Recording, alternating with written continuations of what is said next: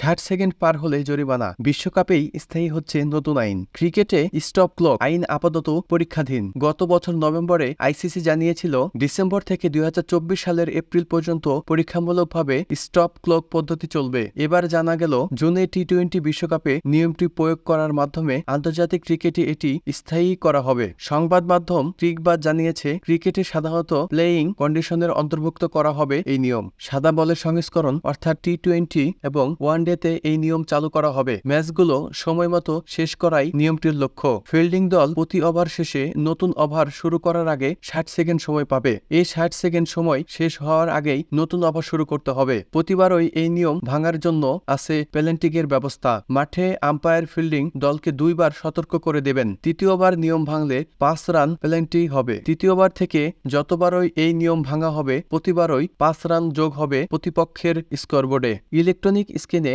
60 সেকেন্ডের টাইমার চালু করবেন তৃতীয় আম্পায়ার। তবে ব্যাটসম্যানের কারণে ডিআরএস বা অন্য কোনো অনিবার্য কারণ পরবর্তী ওভার শুরু করতে দেরি হলে ফিল্ড আম্পায়ার চূড়ান্ত সময় নির্ধারণ করবেন। ক্রিকবাজ জানিয়েছে আইসিসি নিয়মটি পরীক্ষামূলকভাবে চালু করে ফল পেয়েছে বলেই এটি এখন স্থায়ী করতে চাচ্ছে। ক্রিকেটের নিয়ন্ত্রক সংস্থাটি প্রতিটি সাদা বলেই ম্যাচেই এই নিয়ম কার্যকর করা হবে। দুবাইয়ে চলমান আইসিসি বৈঠকে নিয়মটি অনুমোদন করা হয়েছে।